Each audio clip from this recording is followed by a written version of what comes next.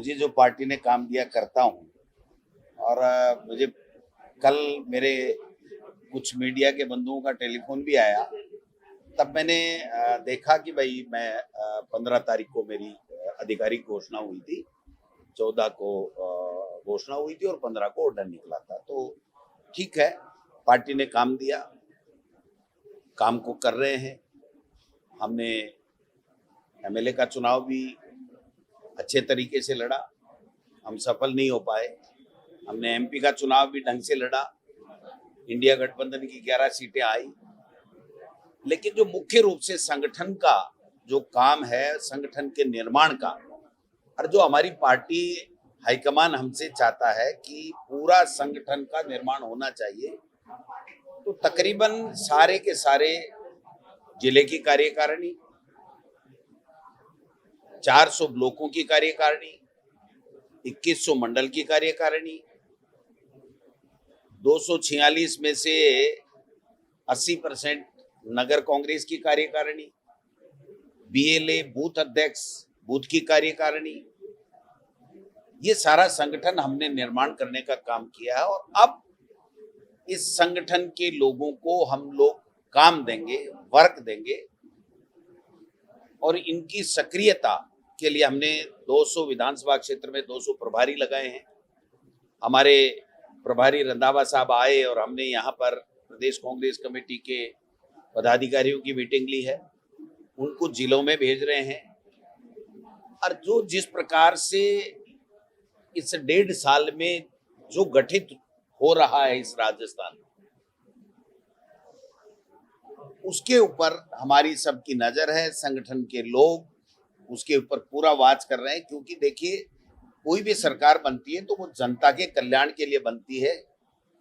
सुशासन की आशा और अपेक्षा के साथ में लोग वोट देते हैं, और जनता परेशान न हो, उनके लिए अच्छी योजनाएं सरकार लेकर के आए, ये एक सरकार का धर्म बनता है और फर्ज बनता है। लेकिन ये सरकार जिस दिन पर्ची से बनी उस दिन से लेकर के कोई भी काम, कोई भी कल्याण का काम नहीं कर पाई, उल्टे कांग्रेस को लांछित करती रही है।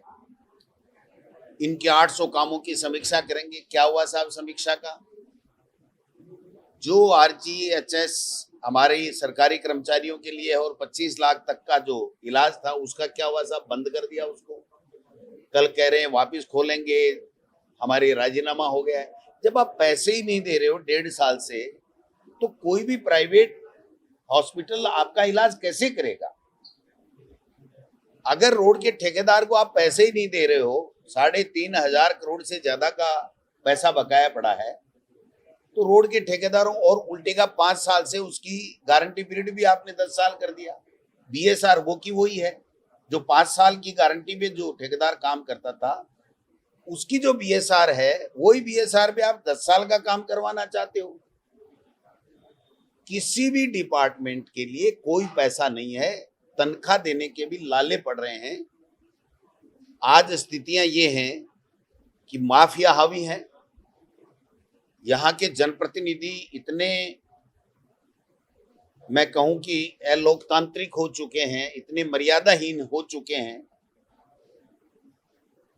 कि प्यार, मोहब्बत, सुविधा नहीं पहुंचा करके वो उनको ज्यादा प्रवोक करते हैं कि कैसे हिंदू मुस्लिम का झगड़ा हो, कैसे किस तरीके से यहाँ पर नफरत फैले।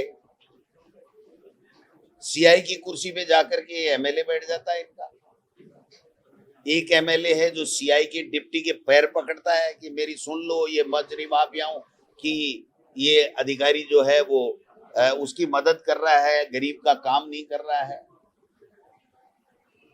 पानी के अंदर लोग मर रहे हैं, बह करके जा रहे हैं। 12 से ज्यादा मौतें हो गई। कोटा को देख लो, आप भीलवाड़ा को देखो, पाली को देखो। कलेक्टर और एसपी ड्रामा कर रहे हैं, ट्रैक्टर के अंदर सवारी कर रहे हैं।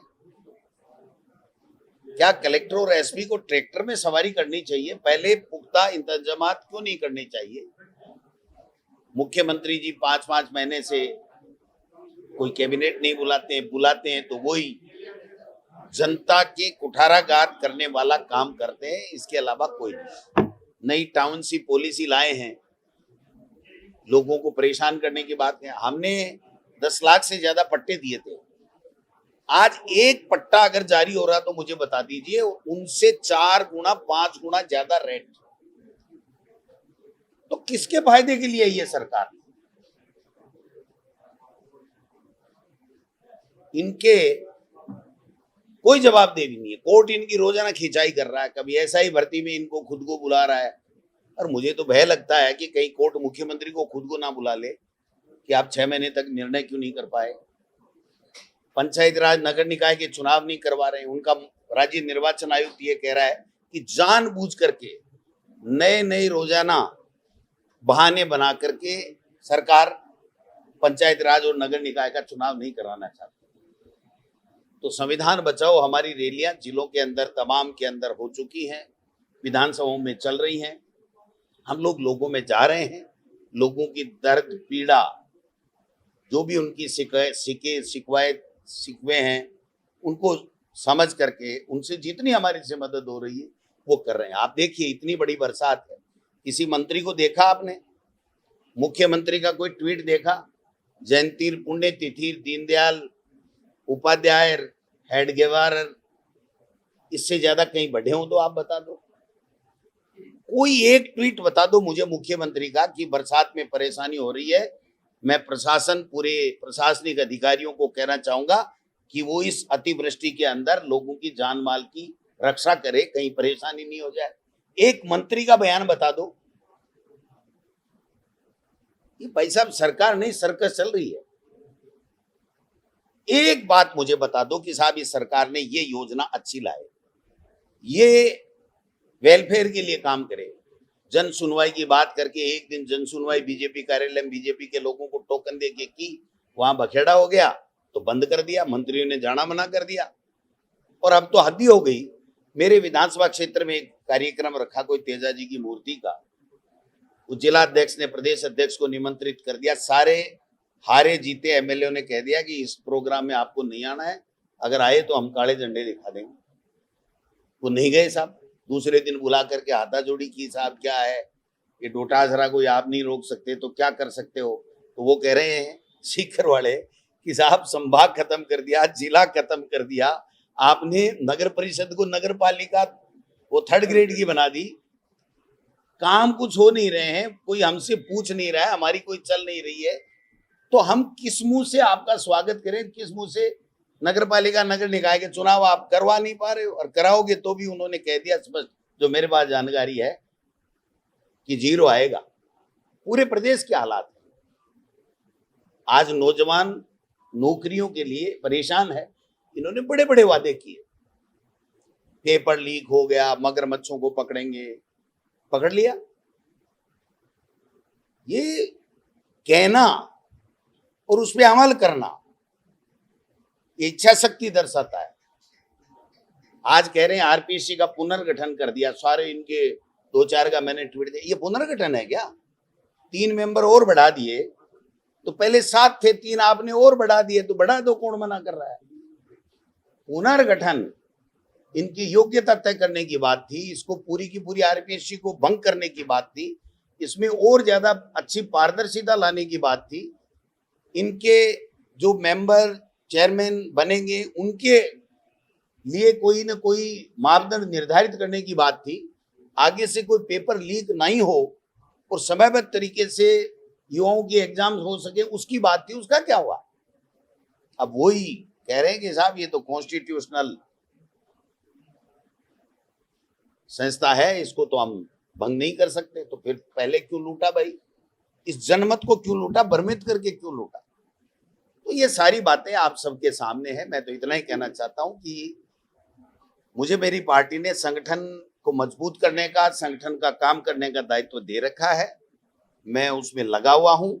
पूरा संगठन निर्माण हो चुका है और अब इस संगठन के लोगों के द्वारा लोगों के बीच में जाकर के सरकार की, केंद्र के सरकार की विफलता को बताना, उनके दुख दर्द में शामिल होना, उनकी मदद करना। और ये जो वोटर लिस्ट के माध्यम से चोरी करना चाहते हैं, ईवीएम के माध्यम से चोरी करना चाहते हैं, चुनाव नहीं करा करके सरकार का और सरकार की संस्थाओं का दुरुपयोग करना चाहते हैं, पुलिस का दुरुपयोग करना चाहते हैं, उनके खिलाफ हम लोग सड़क और सदन दोनों में लड़ाई लड़ेंगे और जनता को राहत दिलाने का काम करेंगे। शिक्षा मंत्री जी इतने दिन तो सो रहे थे, पेड़ लगा रहे थे, किसी को गो मूत्र में कितनी ऑक्सीजन बनती है, एक बूंद में 100 टन बनती है, 50 टन बनती है, वो बता रहे थे। अब जगह है कि साहब कांग्रेस ने अपने नेताओं का यशगान कर दिया। मैं पूछना चाहता हूं भाई, हम गुरु गोलवलकर का हम करेंगे, हेडगेवार का हम करेंगे, दीनदयाल उपाध्याय का हम करेंगे? उन्होंने देश की आजादी के लिए किया क्या है? अगर परमाणु परीक्षण, परमाणु शक्ति हमारे देश को बनाने का काम इंदिरा जी ने किया तो इंदिरा जी की फोटो नहीं आनी चाहिए। अगर आधार जो हमारी पहचान का सबसे बड़ा एक जरिया बना है, अगर उसका यहां पर लॉन्चिंग हुई है मनमोहन सिंह जी और यूपीए चेयरपर्सन सोनिया गांधी जी के साथ में और मुख्यमंत्री अशोक गहलोत जी हैं, तो क्या उनकी फोटो नहीं आनी चाहिए? वाजपेयी जी की भी फोटो है, कारगिल में विजय दिलाई हमारे देश को। वाजपेयी जी ने जो योजनाएं हैं वो भी हमने इसके अंदर दिखाया है। आप बताइए इसमें कौन सी फोटो है साहब? इसके लिए कह रहे हैं ये परमाणु परीक्षण में परमाणु संपन्न हमारा देश बना तब इंदिरा जी की फोटो है। ये हरित क्रांति, ये श्वेत क्रांति के जनक स्वामीनाथन और ये विनोबा भावे, ये जो जवाहरलाल नेहरू जी ने जो इसरो की स्थापना की, जिसके कारण से आज ये ऊपर सैटेलाइट और ये जो हम सारा सब कुछ देख रहे हैं, तो इसमें कौन सी बात आ गई आप बताइए? पीछे पाठ्य पुस्तक मंडल का नाम है। और जो 5 साल में, शुरू के 5 साल में जब हमने ये किताब जो हमारी समिति थी उसने छापी थी, तब एक समिति बनती है और उस समिति ने तय किया, तब तक जीएसटी, नोटबंदी और जो 2-3 काम उन्होंने मोदी जी ने किए वो तो इसमें छपे पड़े हैं। या फिर तथ्यात्मक बात करनी चाहिए कि इस किताब के अंदर, इस पुस्तक के अंदर जो आजादी के बाद का स्वर्णिम भारत है, इसमें ये चीज गलत दिखाई गई है, ये चीज ठीक नहीं है। वो होनी चाहिए कि साहब हमारे तो दीनदयाल उपाध्याय जी की बढ़ाई नहीं की। किया क्या था दीनदयाल उपाध्याय जी ने? मेरी सिक्कर में ही पढ़े थे 1-2 क्लास। आरएसएस की स्थापना करने वाले और जो देश में नफरत फैला रहे हैं हिंदू मुस्लिम का के नाम से, उनको हम दिखाएंगे। ये तुम्हारी ड्यूटी है, तुम दिखाओ, देखिए कैसे दिखाते हो। आरएसएस पर से बैन हटा लिया कि साहब सरकारी कर्मचारी भी इसमें जा सकेंगे। एक भय का वातावरण है। सरदार पटेल जिसकी बात करते हैं कि उसको नहीं बनाया प्रधानमंत्री, उस सरदार पटेल ने बैन लगाया था। आप एक तरफ तो सबसे ऊंची मूर्ति लगाने की बात कर रहे हो, एक तरफ कह रहे हो नेहरू जी को नहीं पटेल को बनाना चाहिए था, और उसी पटेल ने आरएसएस के ऊपर बैन लगाया, उसको आप वापस कह रहे हो नहीं नहीं सब सरकारी कर्मचारी अधिकारी आएंगे। बेड़ा गर्क करने पे तुले हुए हैं, चाहे वो शिक्षा विभाग हो चाहे दूसरा विभाग हो। ये जल जीवन मिशन, पता नहीं कितनी कितनी बड़ी बातें की थी। क्या हुआ साहब? कितना काम करा दिया, कितनों को पुण्य का पानी दे दिया, कितना पैसा खर्च कर दिया। ये अगर ऑफलाइन बजटिंग बता देना, ऑनलाइन और ऑफलाइन बता दें तो इनके माजने सामने आ जाएंगे। हमारा एक जिला जितना बजट हमारे समय में खर्च हुआ, उतना इस प्रदेश में पूरे में 1.5 साल में बजट खर्च नहीं हुआ। किस मुंह से बात करते हैं? ये क्या बड़ी बड़ी बातें करते हैं? आज हटेंगे कल हटेंगे, वो मंत्री जाएगा ये जाएगा, कोई दिल्ली हाजिरी दे रहा है, कोई मुख्यमंत्री चुपके मिल रहा है, कोई मुख्यमंत्री से चुपके मिल रहा है। क्या चल रहा है ये? इसके लिए बनाई थी क्या सरकार? सरकार जनता के कल्याण के लिए बनाई थी। आप बताइए कि जनता के आपने जो सस्ते में पट्टे मिल रहे थे वो आपने बंद क्यों किए? आप बताइए कि आप जो 25 लाख का इलाज फ्री में मिल रहा था सरकारी कर्मचारियों को, जो प्राइवेट हॉस्पिटलों में आरजीएचएस का जो लाभ मिल रहा था वो क्यों नहीं मिल रहा है? आप बताइए कि आपने जो पेंशन 1 करोड़ लोगों को दे रहे थे उस पेंशन को आपने बंद क्यों कर दिया? आप बताइए कि इस बरसात के मौसम में आपदा राहत का आपका क्या बजट है, आपने क्या क्या सुविधाएं दी हैं, कहाँ ये लोग क्यों मर रहे हैं, ये बताइए। आप बताइए कि आपने कितनी विज्ञप्ति निकाल करके कितने बच्चों को नौकरी दी, ये बताना चाहिए आपको। अब हम डबल वैकेंसी निकाल सकते हैं, जितनी निकाल दी उसका डबल कर सकते हैं। अरे जितनी निकाली उतनी तो दे दो डबल। इस कागज में सिर्फ कागज बनाने से काम नहीं होगा। हमारे पेपर लीक नहीं है, तुमने कराए कौन से पेपर लीक है? खुद सरकार ही लीक हो गई। किरोड़ी जी कह रहे हैं 8 करोड़ की बजरी चोरी हो रही है। किरोड़ी जी कह रहे हैं नकली खाद और नकली बीज बिक रहे हैं। तो मुख्यमंत्री को जवाब देना चाहिए, या तो शाबाशी देनी चाहिए, सार्वजनिक मंच में उनको सम्मानित करना चाहिए, और नहीं तो फिर उनको पूछना चाहिए कि साहब वो बजरी चोरी कौन कर रहा है, बताइए। हालात ये हैं कि कोई सुनने वाला नहीं है। मुख्यमंत्री जी के रोजाना जाने वालों की सूची देख लो। शुरू में जब मुख्यमंत्री जी बने थे तब 50-60 आदमी नाम लिखाते थे, आज 5 आदमी मिलने के लिए नाम नहीं लिखाते, मंत्री मिलने के लिए नहीं जाते हैं। इसका कारण यह है कि उनका इकबाल खत्म हो गया, उनके बारे में एक परसेप्शन बन गया कि ये कोई काम नहीं करा सकते हैं, ये कोई बजट नहीं दे सकते हैं। उस परसेप्शन को ठीक करने की आवश्यकता है, लोगों को काम करने की आवश्यकता है। और ये जो काम है, ये कांग्रेस पार्टी के कार्यकर्ता, संगठन के पदाधिकारी गांव-गांव, ढाणी-ढाणी जाएंगे, जन जागरण करेंगे, लोगों के दुख सुख में भागीदार बनेंगे और इस सरकार को, दोनों सरकारों को मजबूर करेंगे कि आप लोग काम कीजिए, वरना आपको सत्ता में रहने का कोई अधिकार नहीं है और ये थोते भाषण देने का अधिकार नहीं है।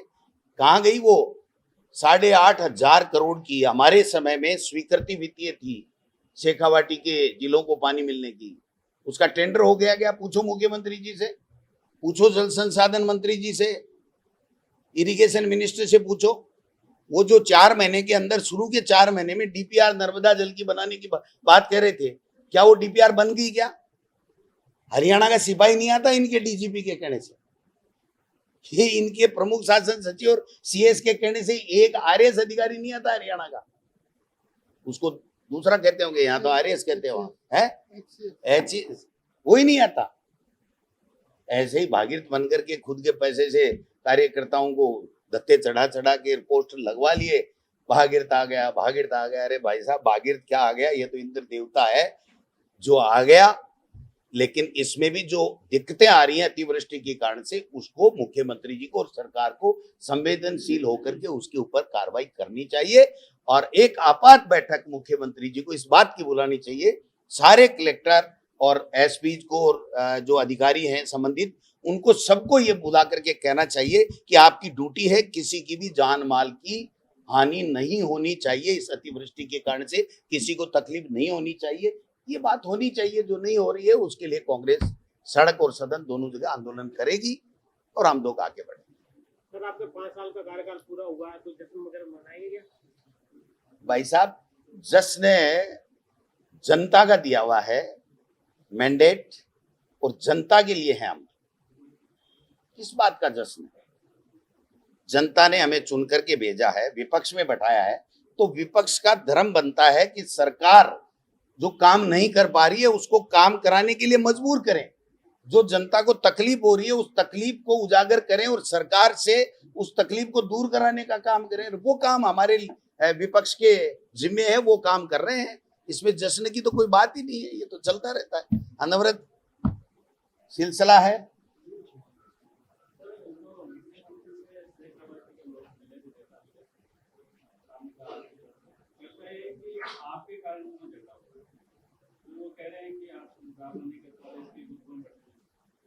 नहीं, वो तो मेरा क्या कारण है साहब, मैं तो एक लक्ष्मणगढ़ का एमएलए हूँ, मेरा क्या कारण है? वो तो क्या है कि वो बीजेपी के कुएं में ही भांग पड़ गई, इसलिए सभी बावड़े हो रहे हैं, काम तो कर नहीं रहा है कोई। और वो ये कह रहे हैं कि मुख्यमंत्री जी आपने आते ही हमको सबको निपटा दिया, संभाग खत्म कर दिया, जिला खत्म कर दिया, नगर परिषद खत्म कर दी, 1 रुपए का काम हो नहीं रहा है, एक बच्चा नौकरी लग नहीं रहा है, एक सड़क 1 किलोमीटर बन नहीं रही है, किसी को लाभ मिल नहीं रहा है, तो हम किस मुंह से बीजेपी के लिए गुणगान करें? तो बात ये है। अब हाँ, इन्होंने जरूर कहा है, जो मेरे को जानकारी हुई है, कि ये डोटासरा को डांटो आप तो सब मिलकर के, तो उन्होंने कहा हमारा संभाग जिला दे दो, फिर चमत्कार दिखाएंगे। वो दे नहीं सकते। हाँ, हम कोशिश करेंगे।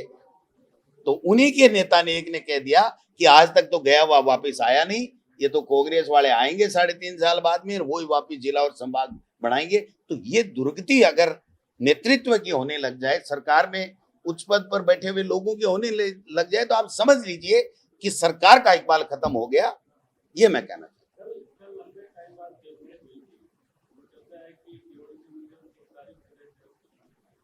हूँ।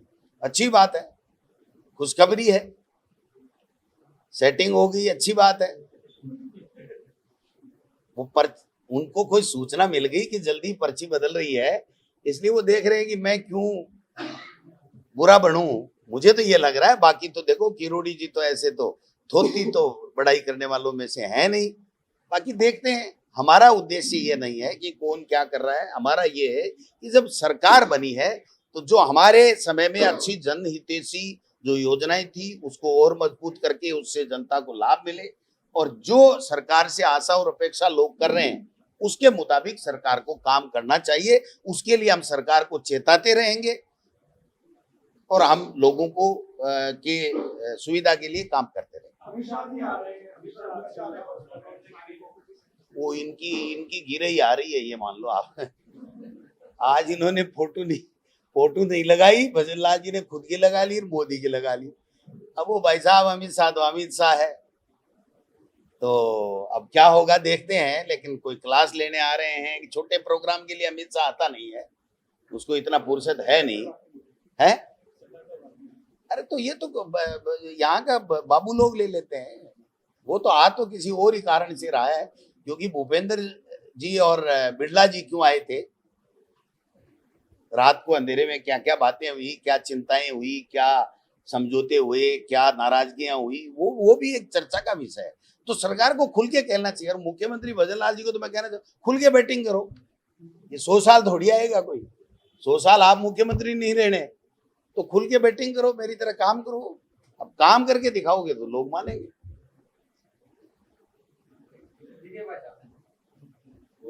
छिग्गा गलत है ना, कोई से भी। मैं शिक्षा मंत्री था, मैंने 20 स्कूलों का निरीक्षण किया, प्रधानाचार्य को उसकी कुर्सी पे बैठाया और सामने जो कुर्सियां थी उस पे बैठा था। आज बाल मुकुंद आचार्य जी की तो मैं चर्चा ही नहीं करना चाहता, वो तो बीजेपी करे ना करे वो जाने, लेकिन किसी को भी नहीं बैठना चाहिए।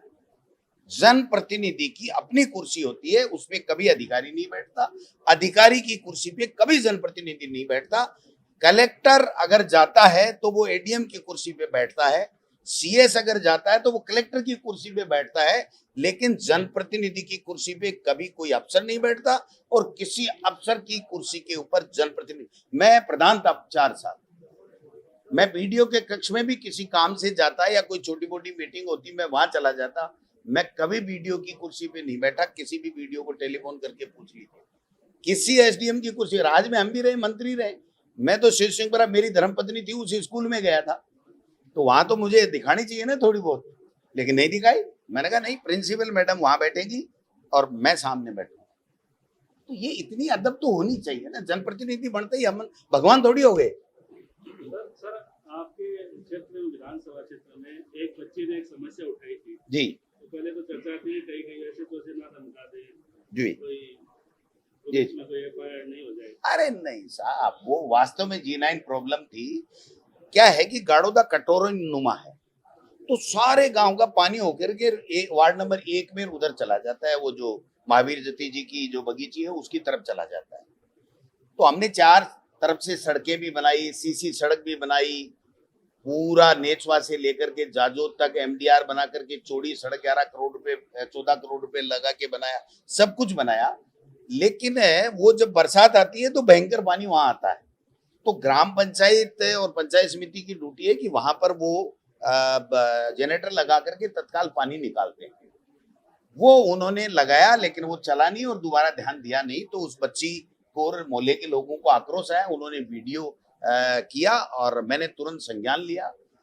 मैंने मैसेज भिजवाया कि बताइए, तो आज गांव वाले आए थे, वो बच्ची आई थी, तो मैंने तत्काल मेरे कोटे से 2 जनरेटर तत्काल देने और 2 वीडियो को कहा दूसरी पंचायतों से ला करके तत्काल पानी निकालें। और उस पानी निकालने के बाद में जब बरसात कम हो जाएगी, बरसात के सीजन के बाद में मैं खुद मेरे कोटे से वहां पर नाला बनाऊंगा कि दोबारा उन मोहल्ले के लोगों को नहीं हो। तो ये तो इतना तो होना चाहिए। हम माला पहनने के लिए पैदा हुए हैं क्या? वो जनता किस आशा और अपेक्षा के साथ में हमको जनप्रतिनिधि बनाती है, उस आशा और अपेक्षा पे हमें खरा उतरना है। मैं सरकार को यही तो कह रहा हूं कि चलो आपकी तो भजनलाल जी पर्ची ऐसे ही निकल गई, लेकिन बीजेपी का तो बहुमत तो इस राजस्थान की जनता ने दिया है। तो बीजेपी को लोगों को नहीं चाहिए कि लोगों की समस्याओं का समाधान करेंगे। तो मैंने उस बेटी को और गांव के लोगों को कहा कि आप आइए, आपकी समस्या मेरी समस्या है, मुझे यहाँ आना था वरना मैं जाता। बरसात के बाद में मैं खुद जाऊंगा, गांव में पूरे दिन जन सुनवाई करूंगा, हर पंचायत में करूंगा। कल परसों मैंने नेचवा ब्लॉक में जन सुनवाई की है, पहले लक्ष्मणगढ़ में पिछले महीने की थी। ये जाते हैं क्या कोई बीजेपी के किसी एमएलए मंत्री को जन सुनवाई करते देखा है? कलेक्टर के चेंबर में जाके मीठी फीकी चाय पी के 2-2 बिस्कुट खा करके आ जाते हैं, सर्किट हाउस में 2-4 कार्यकर्ताओं से माला पहन लेते हैं। ऐसे काम थोड़ी चलेगा। सरकार दी आपको, आपको काम करना चाहिए। और जब मंत्री जाता है ना, जब मैं मंत्री था मैं बड़ा ही नहीं करता, लेकिन मैं गंगानगर बीकानेर जाता तब 500 लोग सर्किट हाउस में मिलने के लिए आते थे, अपनी समस्याएं लेके आते थे। इनके तो मुख्यमंत्री के 1.5-2 आदमी आते हैं, कोई है ही नहीं, किसी को आशा ही नहीं है, तो कौन जाएगा? आपको ये लगा कि डोटासरा बोलेगा तो आप आए हो, और आपको लगता कि मुख्यमंत्री कोई सवाल नहीं लेगा तो आप कभी जाते हो मुख्यमंत्री के पास कि साहब 1-2 सवाल तो ले लो, 1-2 तो ले लो। है ये पर्ची वाला सिलसिला तो बंद करो, चेंज होगी कि नहीं होगी पूछ लो एक दिन जाकर के, बताइए। उनके फायदे की बात बता रहा हूँ, नहीं करें तो उनकी मर्जी, उनको कह देना चाहिए मैं ही हूं, मैं ही रहूंगा। तो अभी 5 साल का आपका काम रहा, आगे का रोड मैप क्या है? तो आगे का रोड मैप भी तो बताया मैंने। आपकी क्या तैयारी? मेरी पूरी तैयारी है कि जो संगठन हमने निर्माण किया है, इस संगठन को सक्रिय करके पार्टी की विचारधारा, जहां हमारी कमजोरी है वहां पर मजबूती, जनता की आवाज बनकर के जनता की समस्याओं का समाधान, इनकी गुंडागर्दी, इनकी तानाशाही, इनकी अराजकता, इनकी बदमाशी को रोकना, और डबल इंजन की सरकार की विफलताओं को जनता तक ले जाकर के बताना, ये प्रमुख काम है जो हम संगठन के इन तमाम योद्धाओं के साथ लेकर के हम लोग करेंगे।